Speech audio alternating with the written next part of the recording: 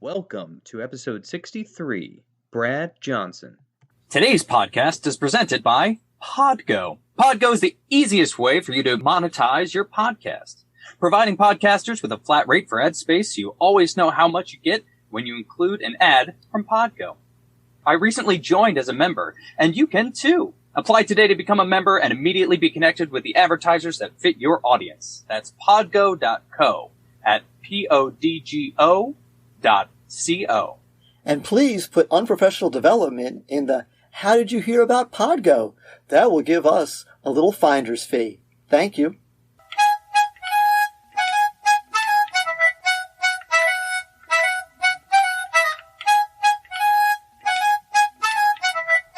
Welcome, ladies and gentlemen, to an exciting episode of Unprofessional Development. I'm Tedisco. And I'm Mealy. And today we have with us Brad Johnson, noted speaker and author, and really recently, during the COVID, fame for his grace over grades tweet. And I think that you are the birthplace of grace over grades. That is correct. Yes, that everyone puts on posters and shares in PowerPoints and all that kind of stuff. Writes on napkins. And... Yes.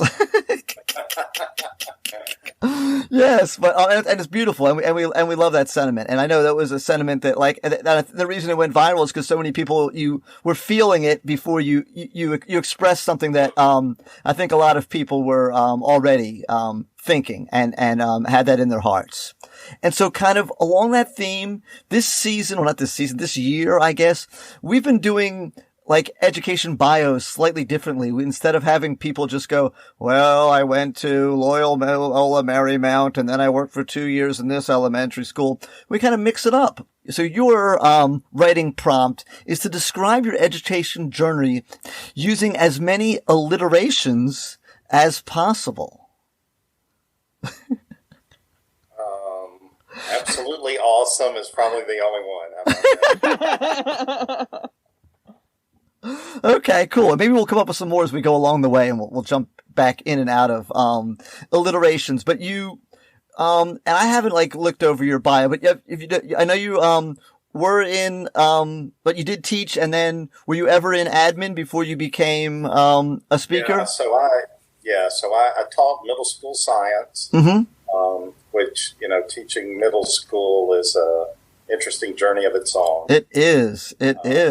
Mixed up in middle school is what we'll add now. So we've got mixed up in middle school. And and then I guess naturally or unnaturally moved into administration. And from there, when I finished my doctorate a few years ago, I moved into teaching college level. Right. Leadership, preparing future leaders, hopefully to lead in a positive manner. Yeah.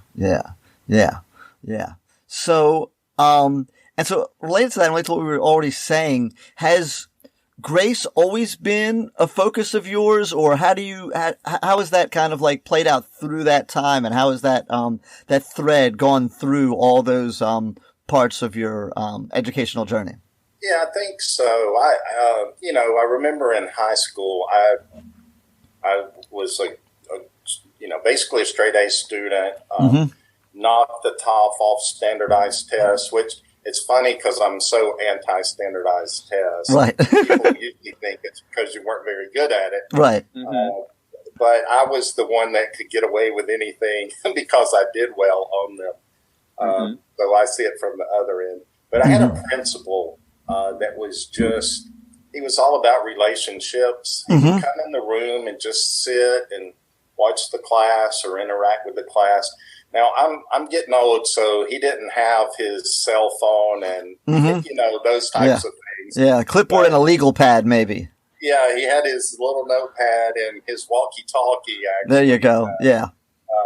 But he would just sit and talk in the hallways. He knew every student's name. Some for good reasons, some for bad reasons. Right. But he did, and so he was.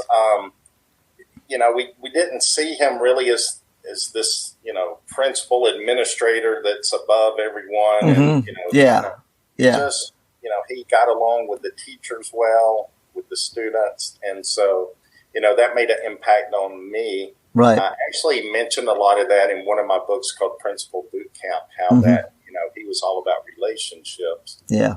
And so when I moved, and as a teacher, I always had high expectations. I wanted my students to do well because I knew, that reflected upon me too. Yes. But I understood being kids that, if you don't understand second chances, third chances, and fourth chances, we as adults needed them. Yes. So, students definitely do too. And then even as an administrator, I realized that, not everybody's going to have a great day. Some people are going to need more support than others. Some are going to need more encouragement than others.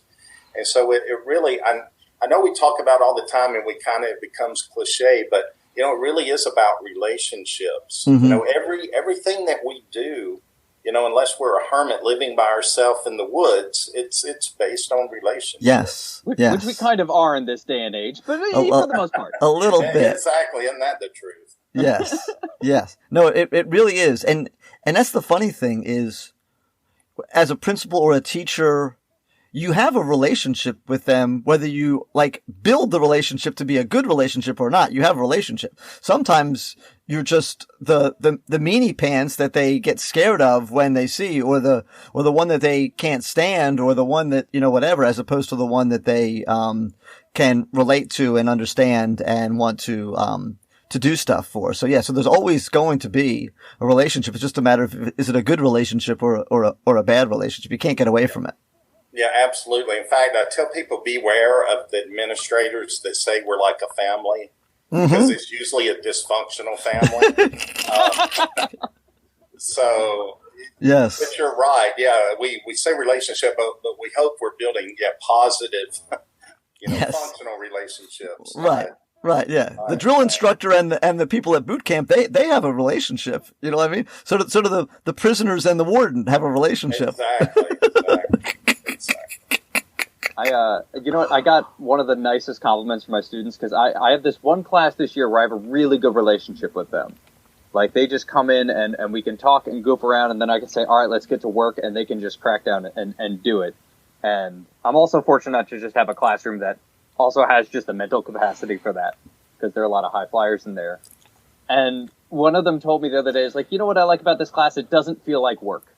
There you go. And I think when you have a good enough relationship with people, it really kind of shouldn't. Like, if you have a really good relationship with an admin or someone, and they're going to run a meeting or a PD, and it doesn't feel like work. Yeah. That's the best feeling. Yes. Yeah. Yeah. Which is why I'm a big fan of the ones where it's very participatory, and, that the teachers are, if it's a PD, that the teachers are, engaged and stuff like that. Yeah. Okay, so, Brad, can I just be devil's advocate here then? So what do you say to the teachers who say, okay, but I do need to hold my students accountable? But this was due on Friday and they didn't turn it in and they deserve that 0. What would you, this kid deserves to fail because they're not trying. What would you say to them? Yeah, well, it's not a just catchphrase or whatever, but it depends on the relationship. A lot of times how effective the kids are. I always go back to the Pygmalion effect. Where you build students out of flowers? Yeah, that's it. Oh, okay. But no, what the expectations you have for them are usually what they will rise to. And we as adults are the same way. And, so those students in the class, is the teacher really making that connection, doing all they can to help them be successful? Right. I did a tweet that was, went really pretty good. Most of them do for some reason, but hopefully I resonate with teachers and with administrators. But my point is that high expectations mean very little if you're not giving them the support and tools they need to be successful. Right. So just because I'm a teacher and I have these high expectations, well, am I giving them what they need to meet those expectations? Yeah. Yeah. So I can expect every child to, my high expectation is for them to make it to the NFL, but is that realistic? And, how am I the one that can really help them achieve that? They might Right. need some scaffolding to get there. Exactly. Yes. So, I'm not against accountability, but I think it really has to be put in perspective, I guess. If you've done all you can for them and they just refuse or whatever, then, you've already given them grace, really. Yeah. So, it's not just, let's just let them all do whatever they want and, sing goodbye God at the end of the day. Right. But it's like I said, too, sometimes I think in education we have an unrealistic expectation that children are supposed to be mini adults and they're supposed to do everything right. And just because we lay it out a certain way means they should perform it that way. Yeah. And, that's just not realistic. It's really not. Same thing with principals. I encourage administrators, when you give someone something to do, a task or responsibility or something, first of all, don't expect them to do it just like you would, or otherwise do it yourself, Right. So that is a type of, micromanaging to expect them to do it the exact same way as you. Yep. But, I say all the time, we hire teachers for their strengths, but we manage them for their weakness. And, we do. The first thing we do, we hire someone, then we're like, okay, what do we need to fix? What do we need to correct? I remember that from my very first year teaching. That drove me nuts. Yeah. Like, y'all didn't hire me based on what weaknesses I have that I need to improve. Not that we don't need to be aware of them. Right. And work on ourselves. Right. Yeah.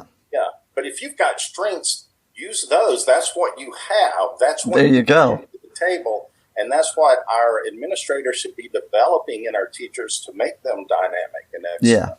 Yeah. I was going to say, back to the late thing to this. It's funny. I've had this conversation with teachers, and I've done a lot of things where I've been behind or whatever. They're like, well, you can't just do anything on time. I say, you know what? I said, back when I was just, a knucklehead, I didn't pay my power bill on time. I said, and sometimes I paid it 2 months late.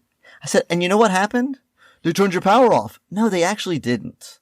They don't turn it off the first time it's late. That's not how so don't tell me I'm going to do this because I'm training them to be an adult and they can't I'm like, no, they actually will send you like 4 or 5 letters before you get the final notice. And if you're actually doing something and paying a good amount of the power bill, they'll normally work with you and keep your power on. So number one there.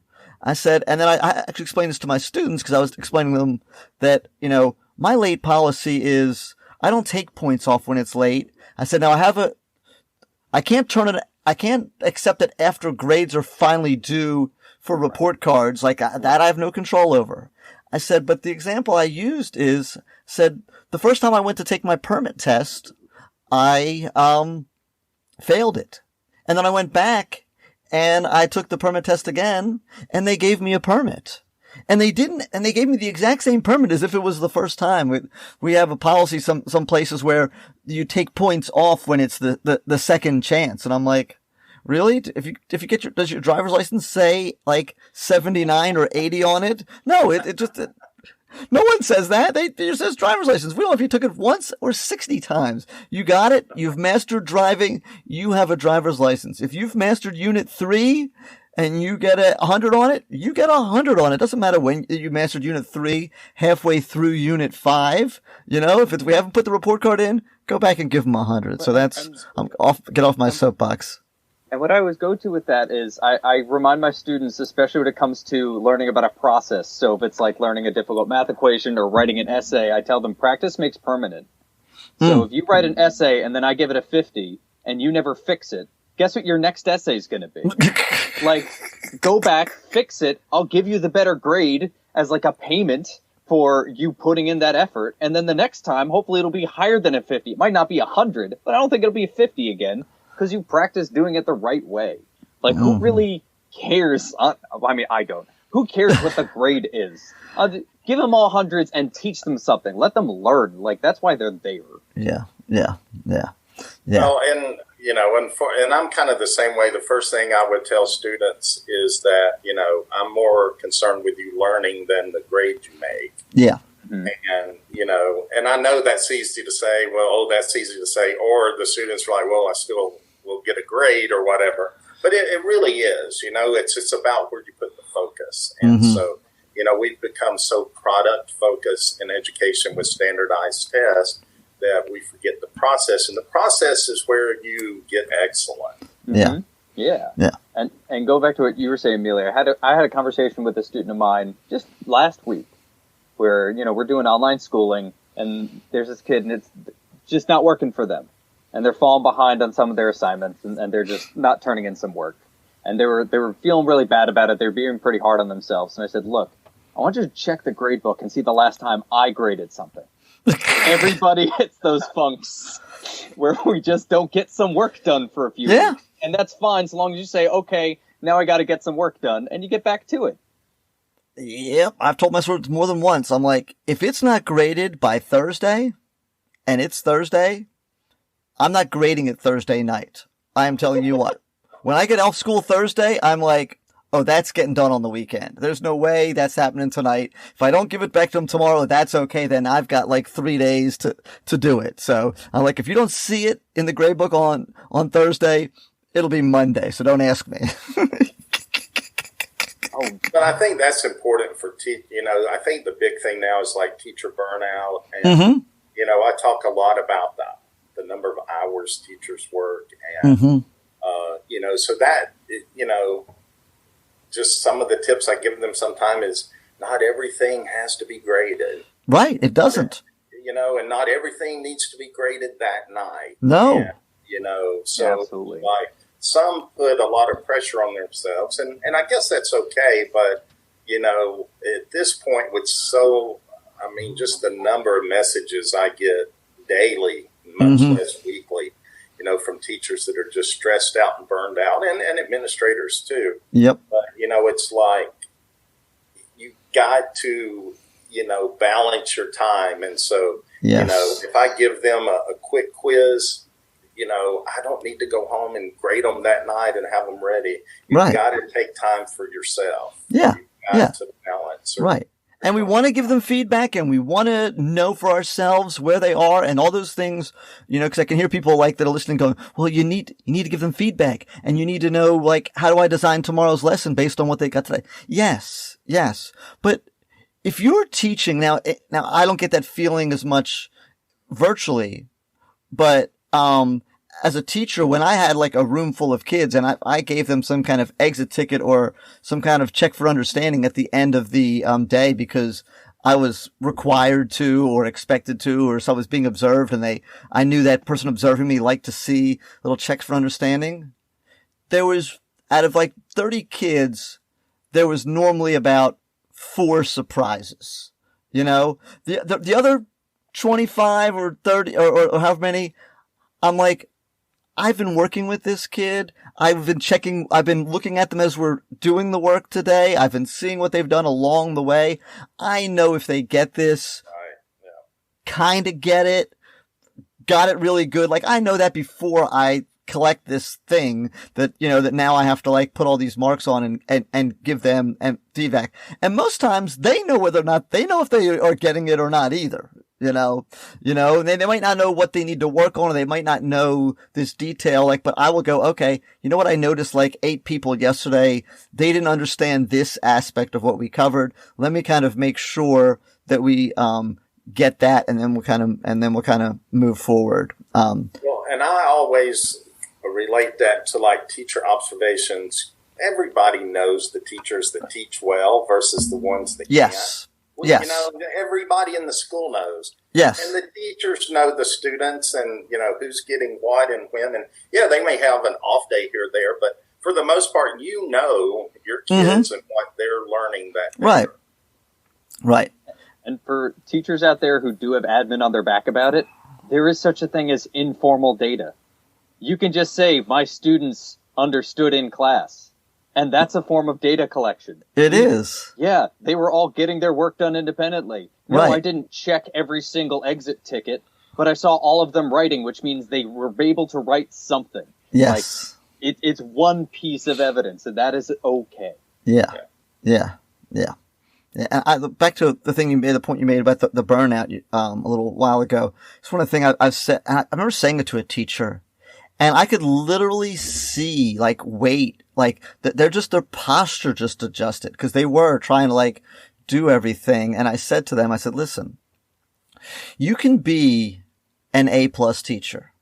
I said, but if you are an A+ teacher, the chances of you being an A+ spouse and an A+ parent and an A+ friend, you're gonna get C's in most of those if you are really want to be the top, teacher.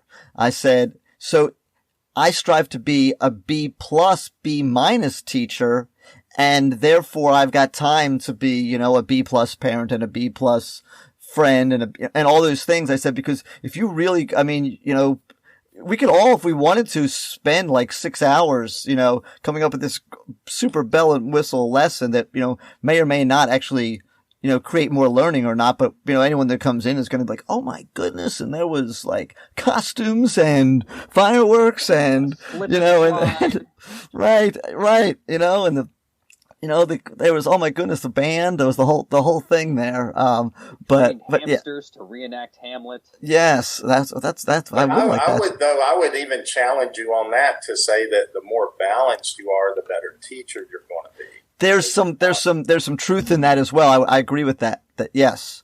Because, you're not burned out. You're not just focused on that one thing, and yes, that downtime and with your family and your friends is just so important. I agree with that. I give a better lesson when I've like hung out and watched some Netflix when I come in the next day, even if the lesson doesn't have every bell and whistle, because I'm better. So I would better, exactly. Right, yeah. Right. I agree with that. I agree with that. My first year teaching, I moved to a new state. So that way I could find a job because there's no teaching jobs back home. And so I didn't know anybody. I was kind of starting all over. I was a little young. And so the first year teaching was just teaching that I had to focus on. Mm-hmm. And the thing about that is that also means that since that's the main point of my day, that means if a lesson went wrong and I took that home, that's my whole night. Thinking about that lesson going wrong. That's a good point. It's my whole weekend thinking about how they didn't do that essay instead of saying like, okay, it's the weekend. I got to go to the park. Right. I got to go hang out with some people. Like, yeah. When it becomes everything, it gets really hard. Yeah. You get too close to it. Yeah, it does. That's a great point. Hey, unprofessionals. This here's another one of them there commercials. Okay. It's for a good friend, Alex Pimentel. Yeah. He used to be a math teacher. Now he does taxes. Okay? You want your taxes done by a math teacher. You want to make sure it's done right. Just like those other things you have math teachers do when you struggle with, have a math teacher do your taxes. Or if you are a math teacher and you just don't feel like doing it, you just send it on to him. All right? His prices are reasonable, starting at $75. He can do all 50 states. I live in Arizona, but I work in Oklahoma, okay? Who are you, King Tut? But anyway, sorry, Steve Martin fans. But well, it's an old reference. Going back to the 70s for some of you guys. You want to get your taxes done, but you don't feel like doing them. So you go to PimentelGarcia.com. The connection's in the show notes down there. You just go down to the show notes, you click on that, it takes you to the website, you connect with Alex there. He does your taxes for you, gets them done lickety-split. All right? So that's what you need to do. So thank you guys. Thank you for supporting a teacher who is trying to go out and get a little business started. We appreciate you. And now, back to the wonderful show. Okay, so I need to know, how can principals and teachers get along? It's like me asking, how do the gazelle and the lion flock together? Like, how do we put them together in Noah's Ark?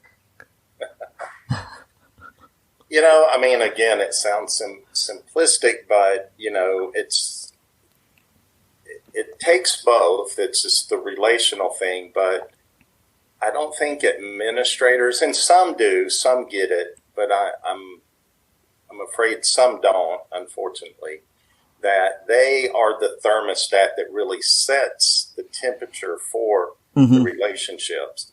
I'll hear from teachers that their principals are like, well, my job is not to raise the morale of the school. And I'm like, that is very much your job. That's probably your priority. Yes. Most principals, all the years of research that I've done and everything, I can tell you the number one reason that principals fail is because they don't know how to develop good professional relationships with their staff. Yeah. And so you talk about the one thing for them to get along. I mean, it really is the principals. It works both ways, but they really have to understand that their role is to encourage and support and appreciate their staff.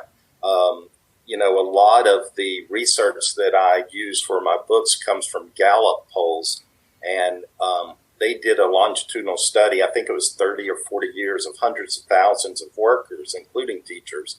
And what they found is that when you have a teacher that feels like their voice is heard and that their talents are utilized in their work, they're 6 times more effective. Wow. Than otherwise, yeah. But only about 25% of workers feel that. Yeah. So that means there's a huge gap between, how our administrators are treating the staff or motivating and encouraging them and how they actually feel. Out of all professions, teachers feel like their voice is heard the least out of all professions. Wow. So, there's that divide in, how we treat teachers. Also, just like as professionals, I tell people all the time, it's great to get feedback from teachers. It's much more great to seek input first. Because when you seek input on an ideal, you're getting their buy-in, their commitment, not just asking them, how was that? That's a huge difference. Yes, not how did I do? What do you think we should do? Is a complete different level of trust, level of the teacher now all of a sudden and that teacher. If you can get teachers to actually give that input. Now, when you go forward with this program, and we've always got to have some kind of program initiative thing that we're going to do for this semester. When you go, hey, there were I got these 15 teachers, and you call them up to the front of the meeting, and these are the ones that kind of, did it. And I picked these 15 because I know they represent you guys, and I know that these 15 are the ones that, understand what you guys think, and I believe that I've got a good representation. Then A, now there's people buying in, and B, the people are going to go to those teachers and go, hey, this is hard. I don't know how to do this. And then that teacher can now sell it for you and go, oh no, look, let me show you what we mean by that. We don't mean you have to do all these 19 things. We're just talking about this. And then all of a sudden it's a whole different thing that's going on in your school versus hey, I went to this principal seminar, last week, and now we're all going to, all the math rooms were painting them red, and all the English rooms were painting them yellow. And because, what? Why? For the kids. Yes. I worked in this one school in Taiwan, and they wrote a book about it. Yes. Their scores went up 25%. And so on days when it rained. So we're only testing on the days it rains now. I've absolutely asked in staff meetings, when new rollouts have come out, I've asked the administrators, how many teachers did you ask about this change before you made it? Mm-hmm. And they usually don't like that question. But I'll be honest, my point of view is I think there's a reason we call them administrators and not bosses. They're not my boss. I can't go to the principal and say, can I get a raise? Right. That's not really their job. Their job is to administrate. It's to deal with the paperwork. And I need to reiterate that thing you said because I love that. They're the thermostat of the school. That's absolutely it. Yes. And I've never heard it phrased that way, and I love that. Yeah. So if there's somebody out there who's in a school where they don't feel like administrator is creating that positive environment, or if an administrator is listening and they feel like there's a damaged relationship there, what's one thing they could do? What do you think something they could do or start tomorrow? I think the one thing administrators do poorly, in general, because as humans we do poorly, is handle any kind of conflict or confrontation. when you talk about a damaged relationship, it's usually them taking something personally that probably wasn't meant personally. And they good leaders love strong teachers, but poor leaders don't. And as a leader, when you have those strong teachers, don't see them as adversaries. Don't take what they say personally. Be able to handle that. Yeah. I've interviewed tons of leaders from all different fields, from the military, sports, etc. And there's two things they had in common. I'll share them real quick because they kind of both go with this, but they all were very focused on goal setting, short-term goals, weekly goals, daily goals, monthly goals. And I think that's important because that helps drive your vision as an administrator or as a leader. Is my staff meeting certain goals? Are we moving towards our vision? The second one is the whole handling conflict and confrontation. Not that they liked it, but they knew how to deal with it. And so, some of the things is not to take it personally.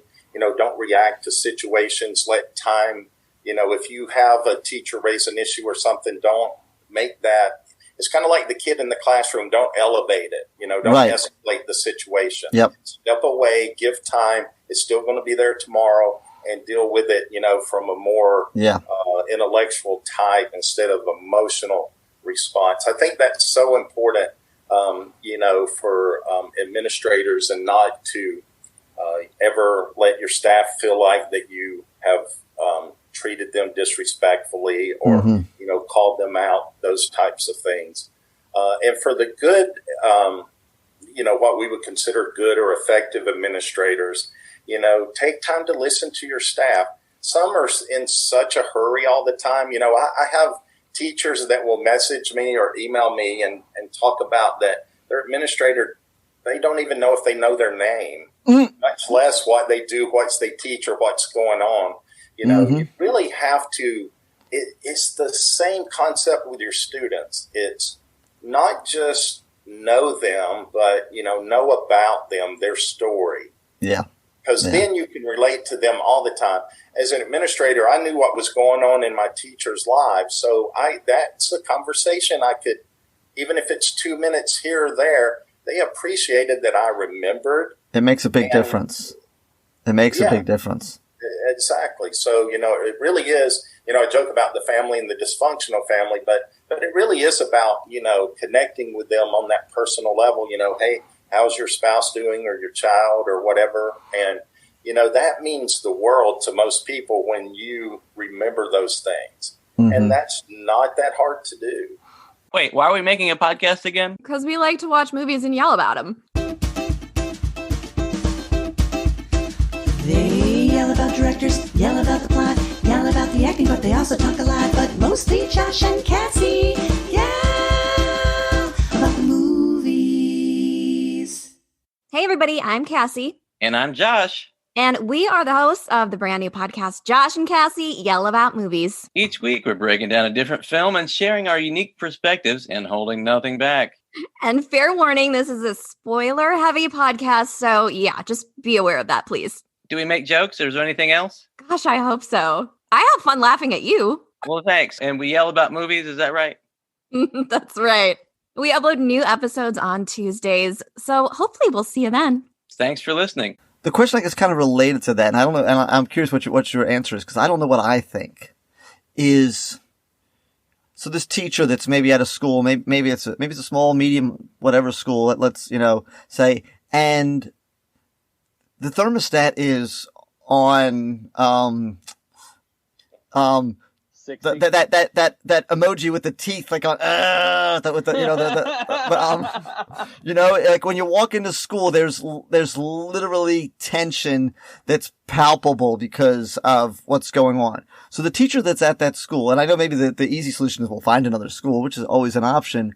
But do you believe, or what is the thing that teacher can do to maybe open the eyes of the administrator that, like, it can be better for everybody if you just do this, but without, like, getting into it, making it personal or confrontational, whatever. So how would you guide that teacher as to how they should handle that situation?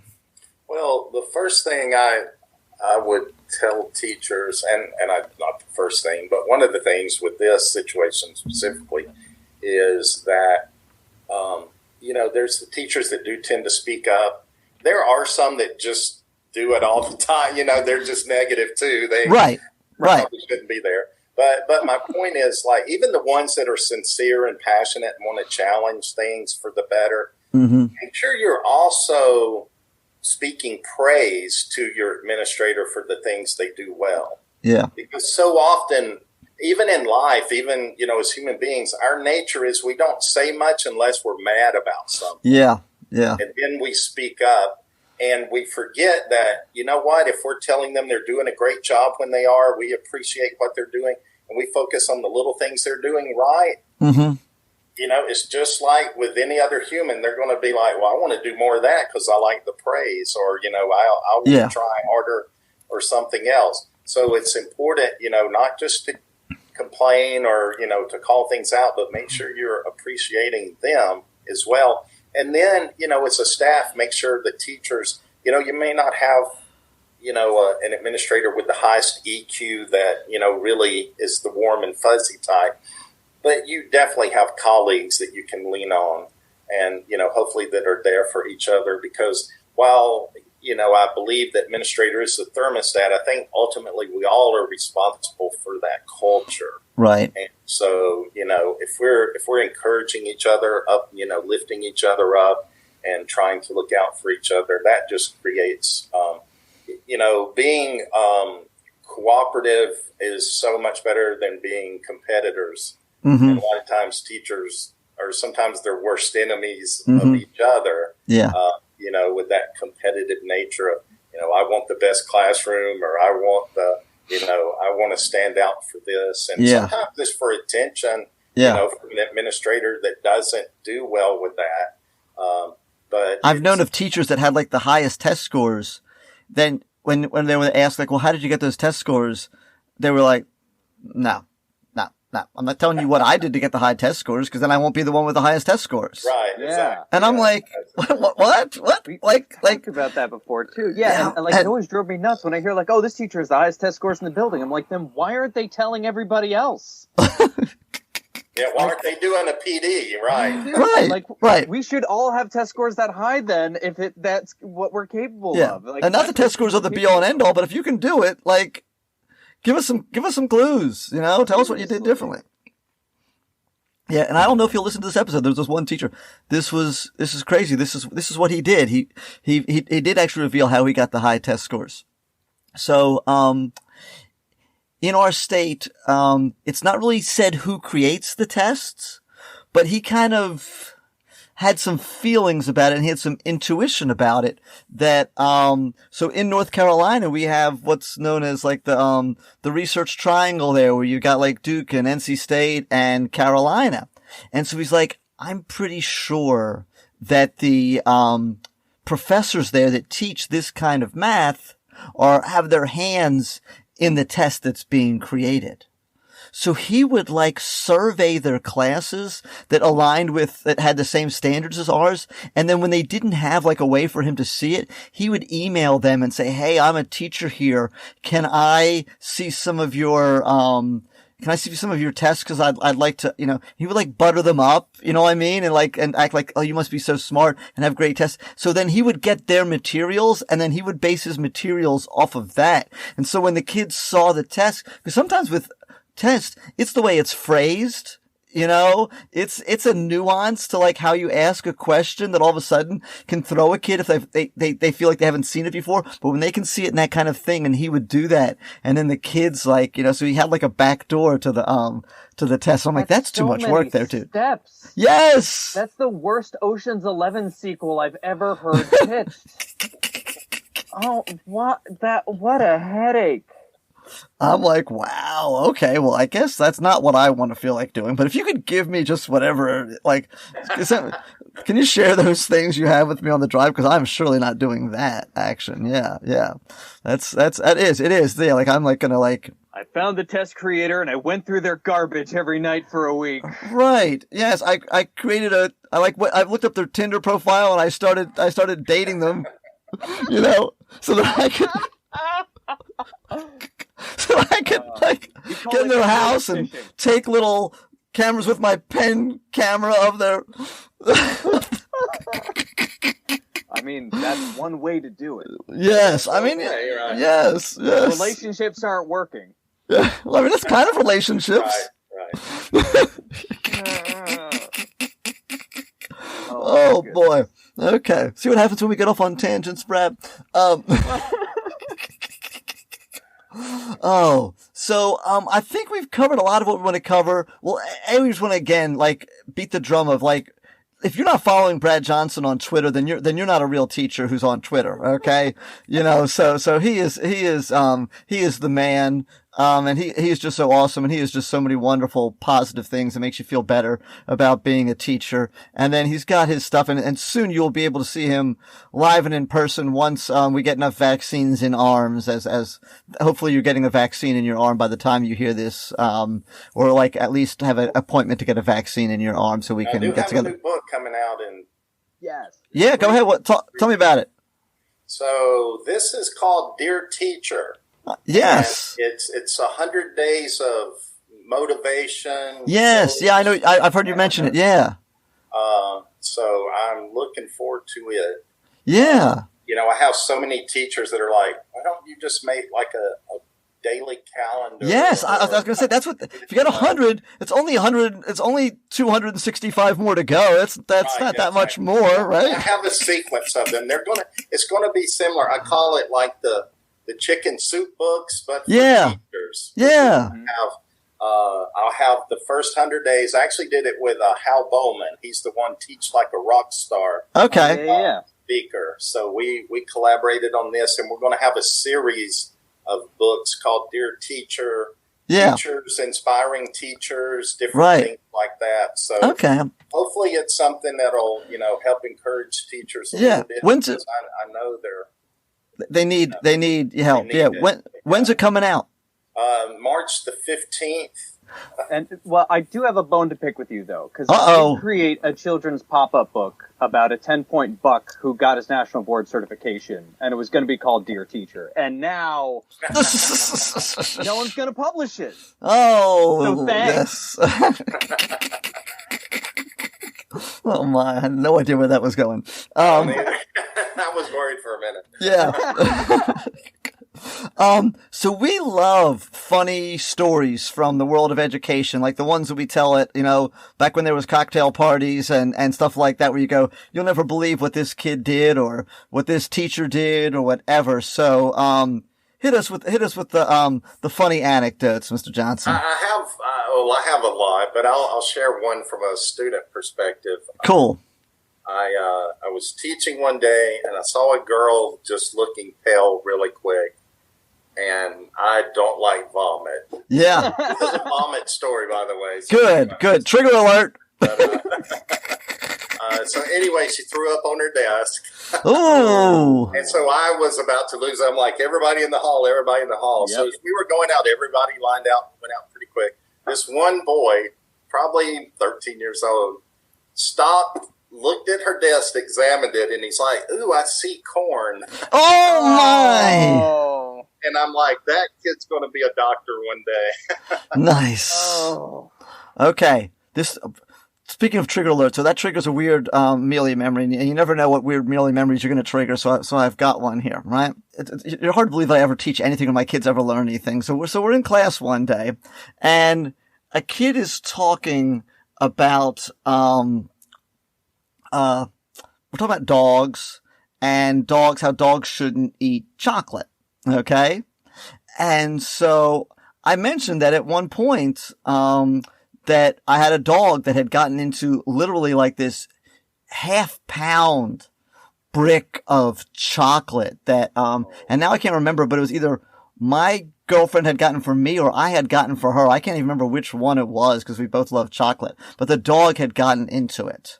And then the dog, thankfully, because it's not good for them, puked it up all over the house. And I said, so there was just all this chocolate vomit. And then I said, oh, chocolate vomit. That sounds like a good name for a punk band. So instead of teaching, I get on the computer and I Google chocolate vomit to see if it's the name of a punk band. At which point there's a video of a punk band that was called Something Else Horse. I can't remember it, and it's now off of YouTube. But this was literally the song, and I can't sing, but it was actually this bad. It was just like chocolate, vomit, chocolate, and that was like the whole song. It had like 7 views, and 4 of them were mine. And then the rest of the semester, that was the password, because there was a thing where you had to lock your doors. Our admin was really big that year on locking the doors, right? All times. So whenever a kid would come back from the bathroom, I would have to go over and go, what's the password? Chocolate vomit. Okay, come on in. And that's how you build relationships. Those kids will never forget that. Oh my goodness. Oh, that's good stuff. Oh, all right. Well, boys and girls, we're gonna wrap it up here, and thank you so much, Brad, for coming on. I enjoyed it. Yeah, I love you to death, man. I am so happy every time I see a new tweet by you, because I know it's gonna warm my heart, and we appreciate you coming on and sharing your words of wisdom.